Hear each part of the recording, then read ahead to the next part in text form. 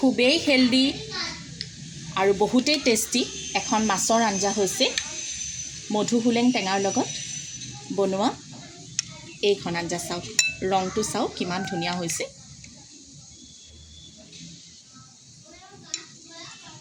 যিকোনো মাছৰ লগতে আপোনালোকে বনাব পাৰিব। মোৰ ওচৰত যিহেতু ৰৌ মাছ আছিলে মই এই মাছ দিয়ে বনাইছোঁ। আপোনালোকে যিকোনো জীয়া মাছৰ লগতো এইখন আঞ্জা বনাই খাব পাৰিব, খুবেই সোৱাদ হয়।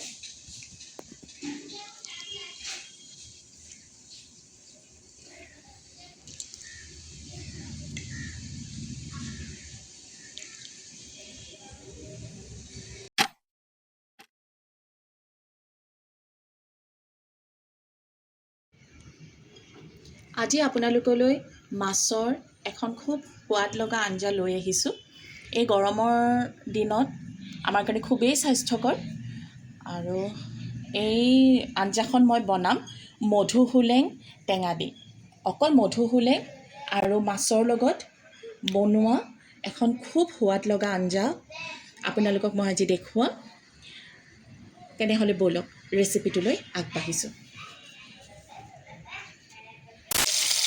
প্ৰথমে মই মাছখিনি ভালকৈ ভাজি ল'ম আৰু মধুসোলেংখিনিও শাকখিনিও ভালকৈ ধুই অকণমান মিহিকৈ কাটি ল'ম।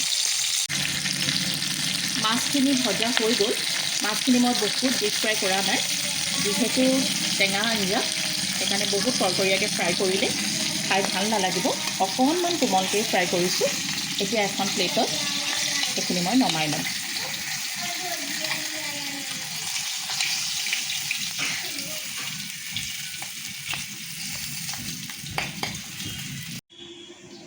মাছ ভজা তেলখিনিতে মই দি দিম পাঁচফোৰণ। পাঁচফোৰণকেইটা অকণমান ফুটিবলৈ দিম। এতিয়া ইয়াতে দি দিম মই কাটি থোৱা মধুসোলেং পাতখিনি।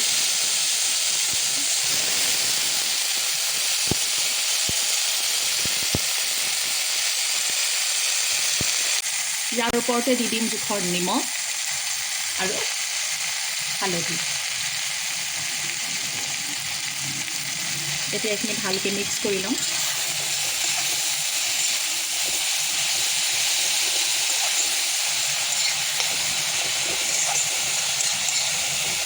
দেখিছে পটককৈ শাকৰ ৰংটো সলনিয়ে হৈ গ'ল। অকণমান ধৰি ভাজিম।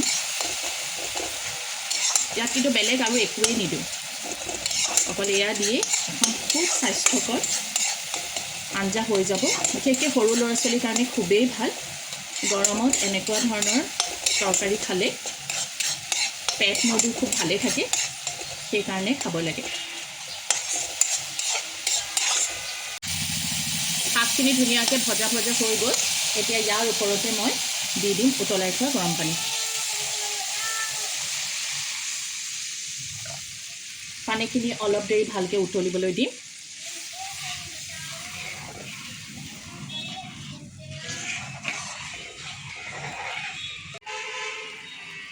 তৰকাৰীখিনি খুব ধুনীয়াকৈ উতলি গ'ল।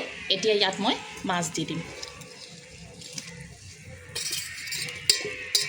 আৰু প্ৰায় 5 পৰা 10 মিনিট সময় এইখিনি ভালকৈ উতলিবলৈ দিম।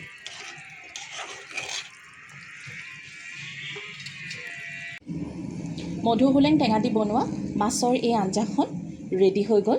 চাওক ইমান ধুনীয়া এটা ৰং আহিছে। আপোনালোকে এনেকৈ বনাই খাই চাবচোন, খুবেই ভাল লাগে।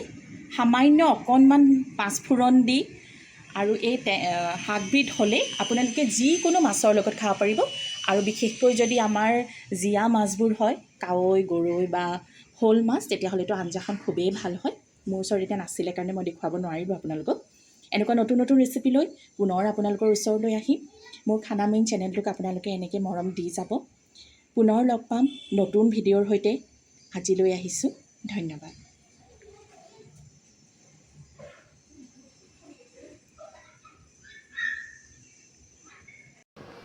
ভাল ভাল বনাব আৰু সৰহ সৰহকৈ খাব, কাৰণ খানা মেইন।